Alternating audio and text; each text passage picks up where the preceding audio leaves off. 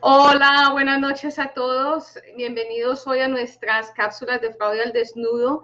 Hoy es 22 de noviembre del 2019 y les habla Marta Cadavid para todas las personas que se conectan por primera vez. Una apasionada de los temas de prevención, detección e investigación de fraude, abuso organizacional y todos aquellos ¿qué diríamos nosotros? Conductas antiéticas.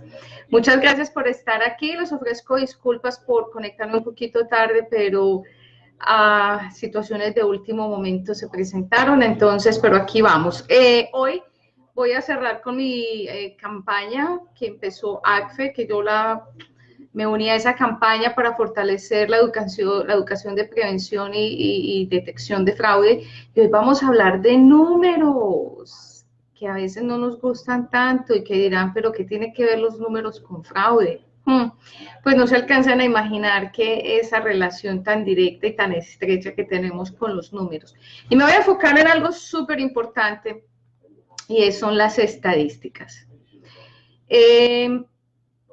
ADFEC saca cada 2 años el informe de las naciones y es un resumen súper completo, que yo diría que no es tan resumen, es una compilación, la llamaríamos así, de todo lo relacionado con el fraude a nivel global.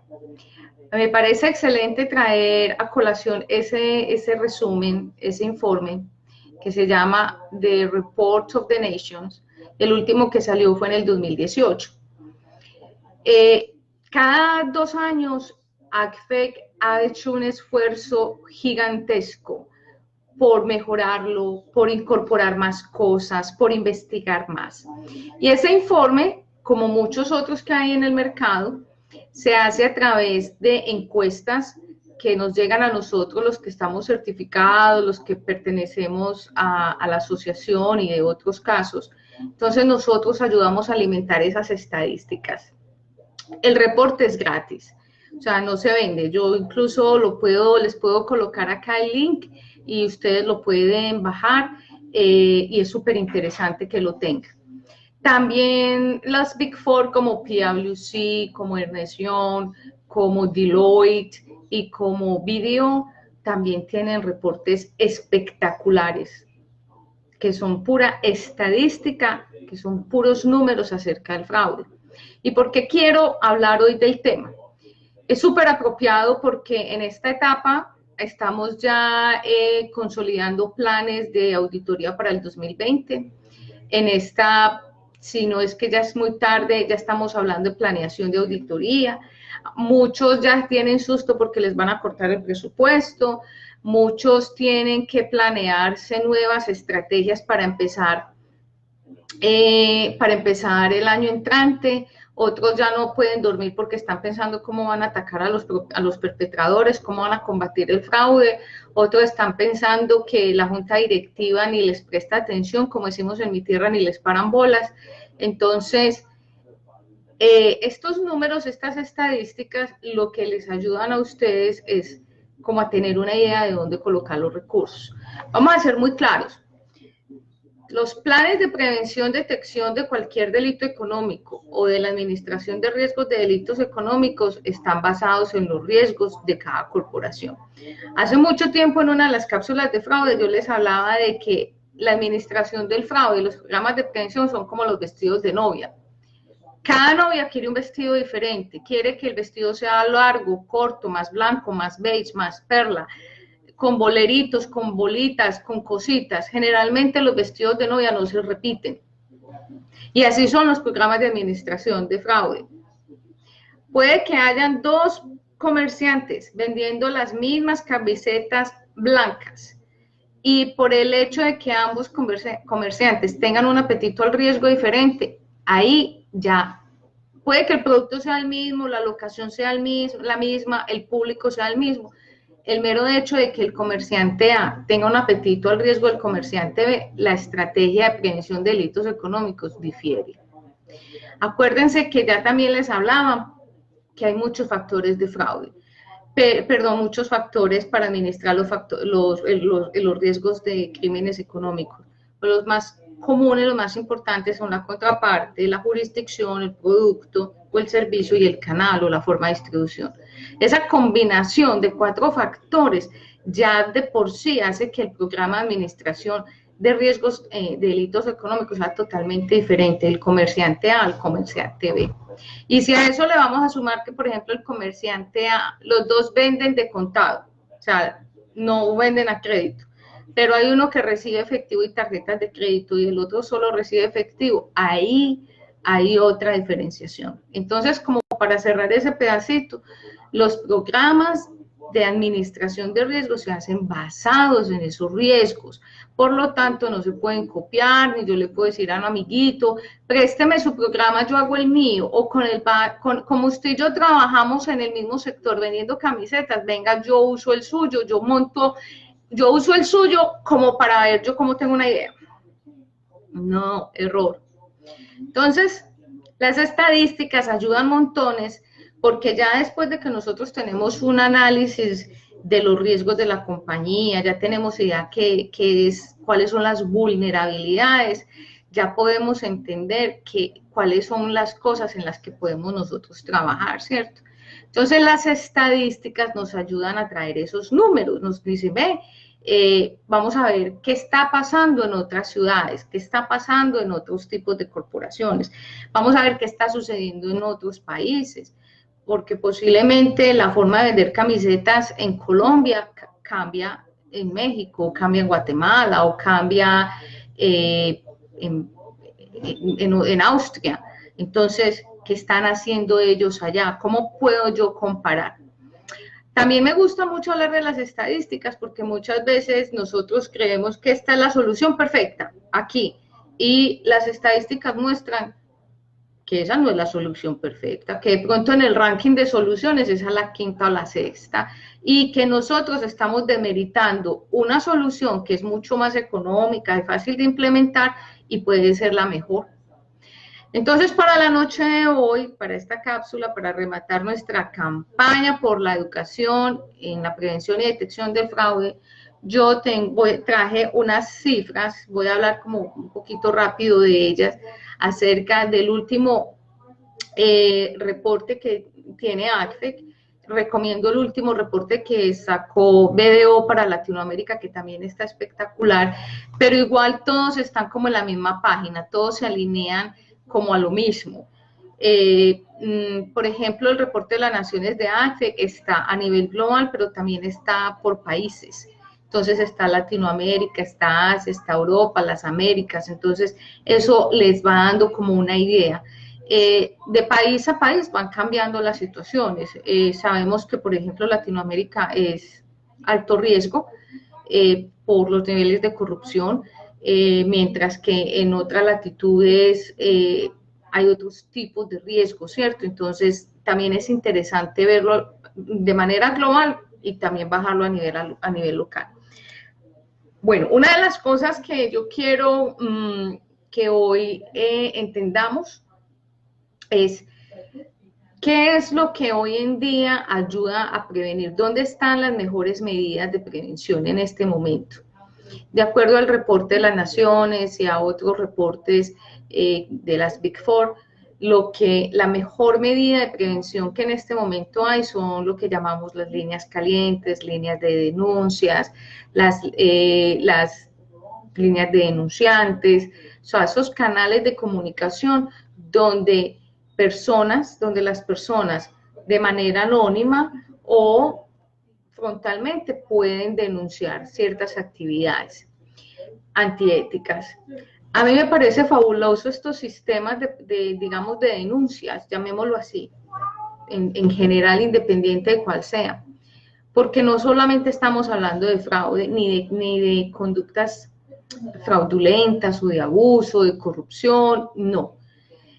Los canales de denuncia reciben cualquier tipo de conducta en la organización, cualquier conducta que esté en contra de los valores de la organización. Allí se pueden, más que fraude, abuso organizacional, corrupción, se pueden encontrar, por ejemplo, denuncias sobre acoso sexual, denuncias sobre acoso laboral, Hace poco yo estuve en un encuentro acá en Chicago conversando de muchas cosas y tuve la experiencia de una persona con aspecto asiático, pero la persona nació y creció y se ha educado acá en Estados Unidos. Su familia, ella es la primera generación de migrantes acá, creo que son de Manila, Asia. En todo caso, ella fue a un almacén a comprar, creo que unas bebidas, iba para una reunión con unos amigos, a una casa a ver un partido de fútbol, y ella creo que llevaba las cervezas, ella iba a comprar unas cervezas, algo así. Fue a pagar en la caja registradora y el inglés de esta persona es perfecto, es el único idioma que ella habla, y la persona que estaba registrando pues la trató mal, la insultó y le dijo que se devolviera para su país. Estamos hablando de un almacén de cadena donde tiene una presencia importante acá en Estados Unidos. Esta niña pertenece o trabaja en una compañía donde lo que es diversidad y pues todo el tema de incluir a personas de otros países, de otras culturas, es demasiado importante. Eso, esta niña se fue como preocupada por el trato que había recibido y pues decidió llamar a la empresa donde esta persona trabaja y contar el caso. Y lo hizo frontalmente, ella nunca se escondió ni lo hizo anónimamente. Y eso repercutió muchísimo en la compañía. Hicieron una campaña para poder, como, digamos, generar conciencia acerca de diversidad. Hubo pues unas repercusiones a nivel laboral, pero para ser como más clara, estas líneas de denuncia no solamente es para decir alguien está robando, alguien está usando el carro de los domicilios para irse de fiesta por las noches, no. Hay que entender y ser muy claros que estos canales de denuncia ayudan a manejar de alguna manera cualquier conducta antiética. Pero también es importante que sepan que dentro de estos reportes también preguntan sobre los controles antifraudes más comunes. O sea, preguntan qué es lo que más ayuda a proteger, pero también preguntan qué es lo que la gente más implementa. Y resulta que a pesar de que las líneas de denunciantes o los canales de denuncia son los más efectivos para prevenir actividades antiéticas o detectar actividades antiéticas, también demostraron estos reportes que no son los controles antifraude más comunes que se implementan. Para sorpresa de muchos, la auditoría externa se considera como el control antifraude más común, y ya hemos visto y somos conscientes porque somos auditores, no tenemos que tapar el sol con un dedo para decir que nosotros hemos fallado detectando fraudes, porque a veces nos falta ser escépticos, porque no tenemos el entrenamiento y porque muchas veces decimos, hey, espere, es que a mí no me toca hacer eso, pero sin embargo es el control antifraude más común que se implementa en las organizaciones. Otro control antifraude muy común es el código de ética. Pero como ya lo vimos anteriormente, el código de ética por sí solo no va a hacer ningún trabajo. El código de ética necesita todo un programa de implementación, de seguimiento.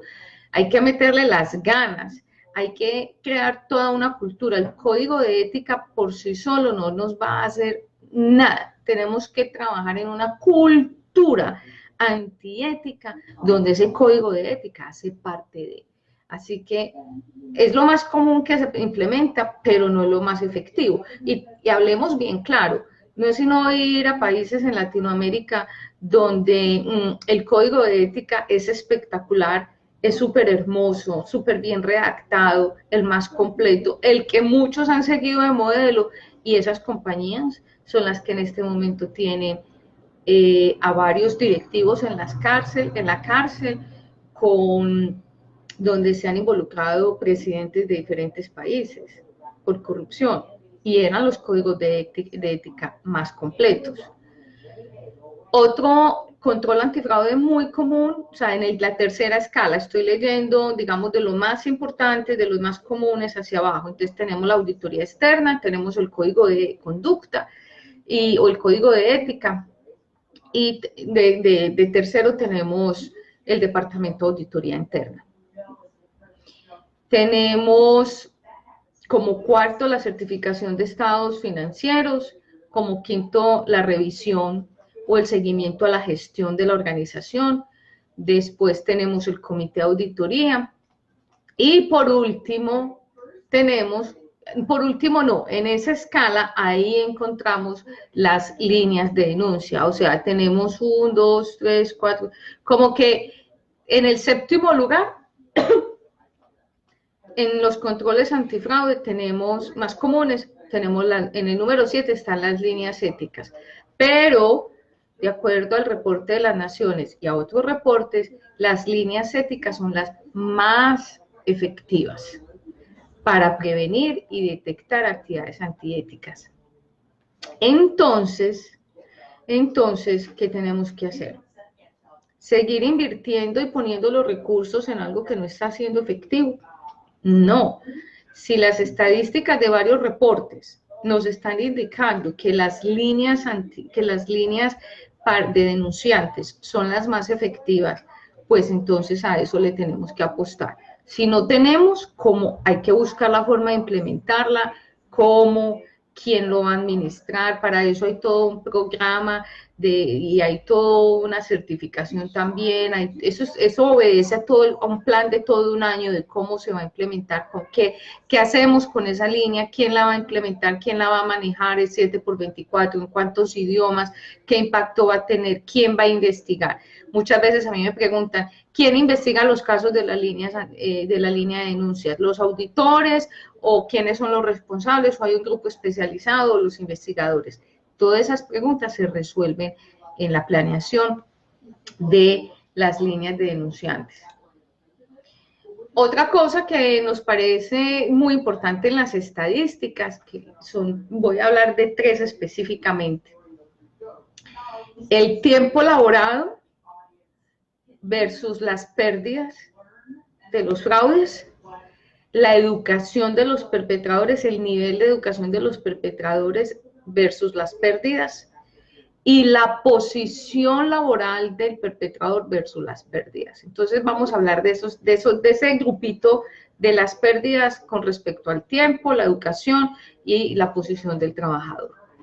Entonces nos dicen, vean,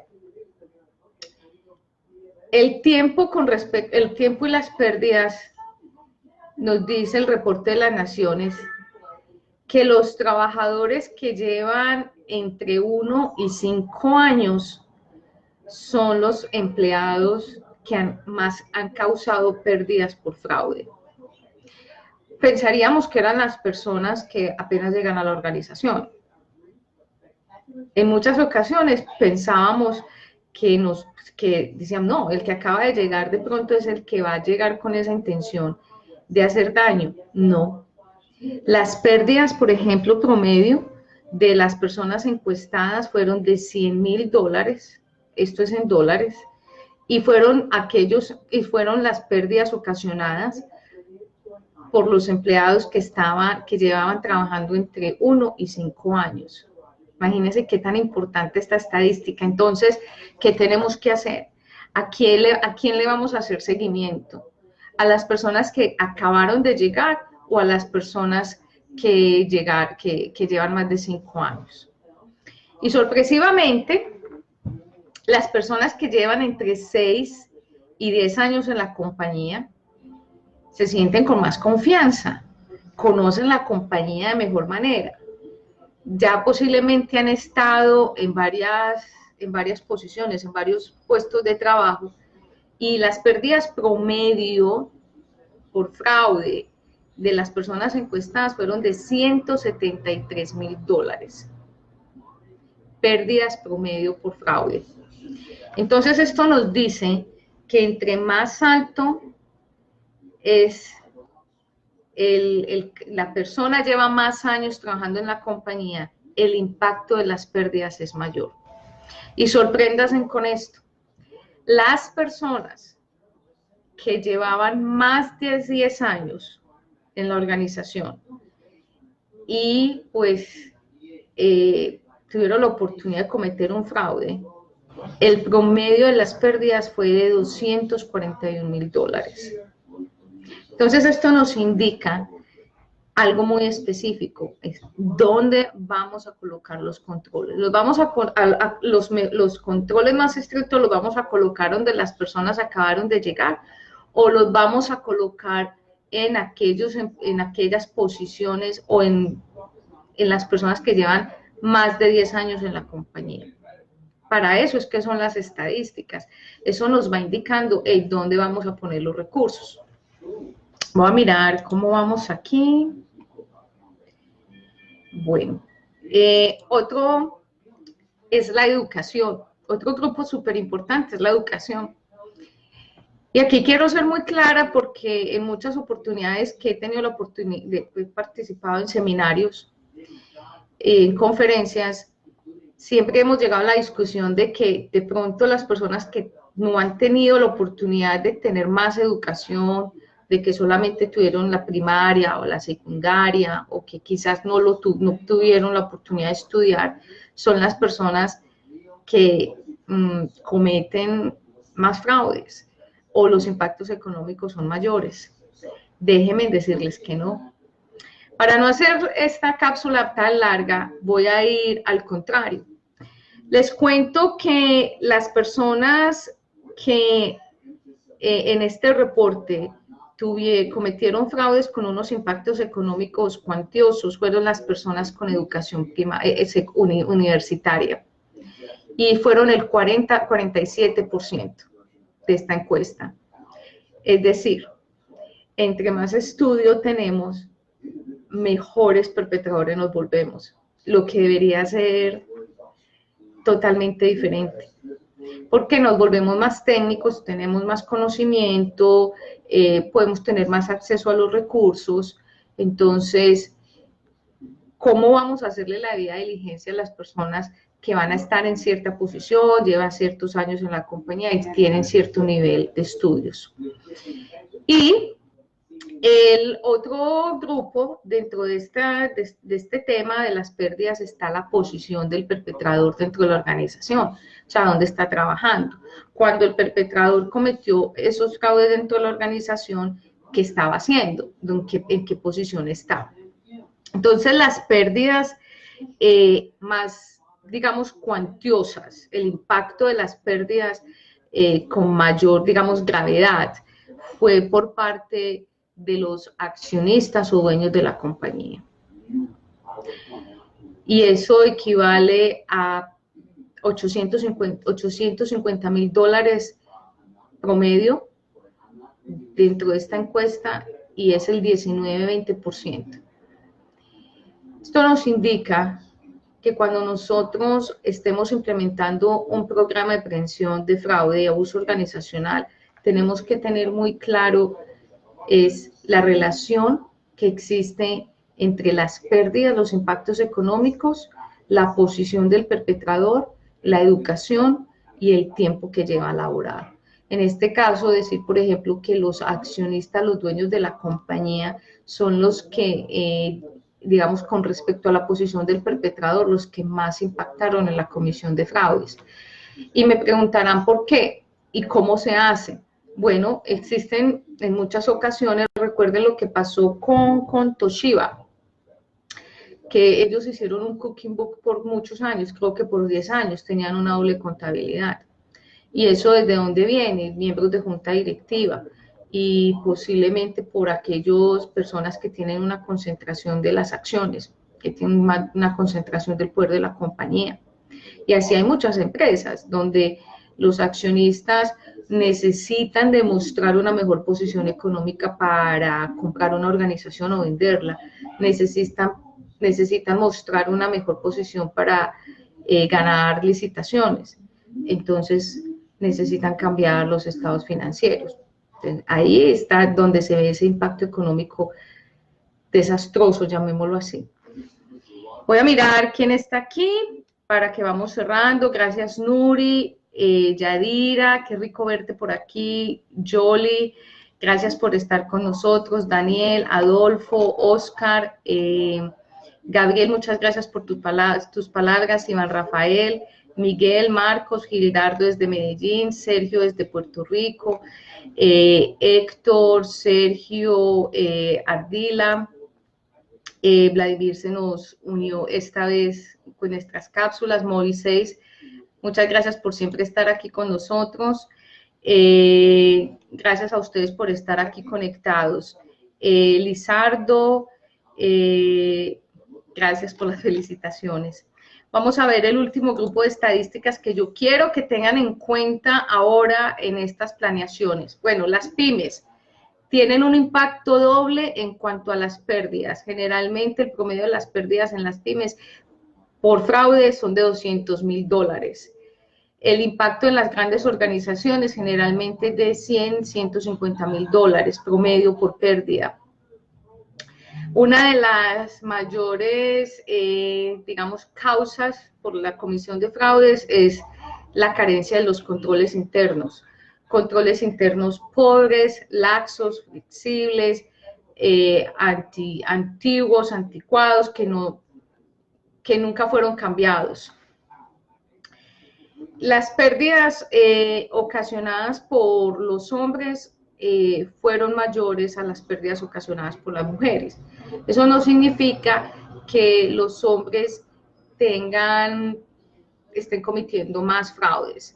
Lo que sucede es que todavía hay un desbalance, digamos, en la cantidad de mujeres que trabajamos o trabajan con respecto a la cantidad de hombres. Entonces, en muchas compañías son más los hombres que las mujeres. Por eso es que se ve como este desbalance.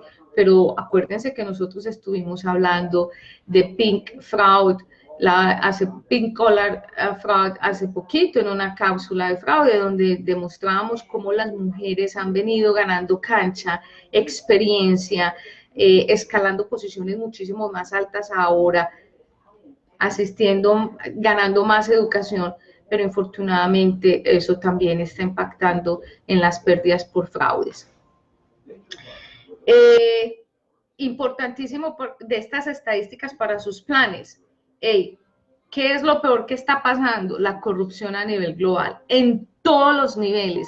No pensemos que la corrupción es solamente del Estado, no satanicemos el Estado de esa manera. Ya, bórrese de la mente que es que el gobierno no, es de nosotros, y yo ya lo he repetido muchas veces y no me cansaré de decírselo. Nosotros solo somos los que producimos esos comportamientos, así que mirémonos hacia adentro, ¿ok? Pero infortunadamente, digamos que la corrupción es uno de los factores que mayor impacta a las organizaciones y los estados. La apropiación indebida de activos está en el segundo lugar. Y la apropiación indebida de activos, que ya lo vimos en el árbol de fraude, está en todo lo que es el manejo de la caja, efectivo, inventarios. Todo lo que el abuso organizacional, por ejemplo, con las herramientas, todo eso que las personas se llevan es apropiación indebida de activos. Y eso está en el segundo lugar. Y la pérdida por estados financieros está en el tercer lugar de comisión, es decir, se comete menos que la apropiación indebida de activos, pero el impacto económico es garrafal. ¿Por qué? Porque la forma de nosotros cambiar los estados financieros para engañar al usuario de la información puede impactar terriblemente una negociación. Y para cerrar, voy a leer aquí las banderas rojas. En este caso, el reporte de las Naciones trae un dato súper importante. Por eso es que yo quiero que lo lean, que lo estudien, que lo desmenucen, que lo desbaraten, que entiendan cómo funciona. Porque les cuento que para este reporte de las Naciones del 2018, nos cuentan que el 65% de los casos denunciados, comentados, que hicieron parte de esta encuesta, tenían una bandera roja. Y el 50% de los casos tenían 2 banderas rojas y así no se detectaron, así no pasaron derecho. Entonces, ¿hoy qué vamos a aprender? Para que vamos finalizando y concluyendo. Ok, necesitamos entender cómo funcionan los números en las estadísticas. ¿Qué puedo tomar yo de ahí? ¿Cómo puedo yo alimentarme de esas estadísticas para yo poder implementar un programa de prevención de delitos económicos adecuado en mi organización? ¿Cómo lo voy a hacer? Y esos factores de riesgo, ¿cómo los voy a entender? Adicionalmente, si ya me están contando que hay casos donde hubo una bandera roja y no se leyó esa bandera roja, no se interpretó adecuadamente, y hubo casos donde hubo 2 banderas rojas y aún así se cometió el fraude, entonces, ¿qué tenemos que aprender? Banderas rojas. ¿Cómo vamos a interpretar? ¿Cómo vamos a aprender de ellas? Si nos están diciendo que la corrupción es a nivel global, que la apropiación de activos es lo más común y que la pérdida y que el fraude en estados financieros es la que más causa, es el fraude que más impacta económicamente, pues ¿qué tenemos que aprender? El árbol de fraude. ¿Y cómo lo vamos a desbaratar? ¿Cómo vamos a aprender a leer ese árbol de fraude cuando a nosotros nos digan apropiación indebida de activos? ¿A qué se refiere? ¿Ok? Entonces, por eso hoy los invito a, si no les gusta el reporte de las Naciones de ADFE por ninguna circunstancia, busquen el de PwC, busquen el de Deloitte, busquen el de BDO. Todos estos recursos están gratis, están en la website, ustedes no tienen que pagar por ellos. Las Big Four son felices proporcionando esta información porque ellos saben que en la medida que nosotros conozcamos de esa información, vamos a ser capaces de usarla y obviamente darles crédito. O sea, es más para nuestro servicio que para otro tema. Entonces, por favor, llénense de esto, busquen en esos números, lean las gráficas. Así como cuando nosotros estamos en la universidad preparando los exámenes, reúnanse con sus colegas y estudien estos temas y compartan las buenas prácticas. Los perpetradores están allá afuera todos los días, creciendo y creciendo. Acuérdense que esto es una industria criminal, detrás de las pantallas, de frente, en las organizaciones. Así que nosotros tenemos esa responsabilidad moral y social de entender cómo piensan los perpetradores, cómo vamos a evitar que sigan llegando a nuestra vida personal y a las corporaciones y cómo vamos a enseñarle a nuestros hijos, a nuestros colegas y a la gente que está cerca de nosotros a prevenir y a detectar. Bueno, nos vemos el lunes si Dios quiere. Ya con esto, gracias a todos por creer en esta campaña de prevención, de educación en la prevención de fraudes. Espero que ustedes compartan las buenas prácticas, compartan el video en Facebook, sino en YouTube, para que lo vamos a postear también en Instagram, para que esto le llegue a más personas. En la medida que nos protejamos, vamos a estar más cómodos trabajando. A todos muchas gracias, Edwin, a todos por los que se conectaron, muchas gracias y pues nos vemos el lunes. Bendiciones, cuídense mucho. Hasta pronto. Selling chaos and discord. And so that does work to the president's advantage. That doesn't mean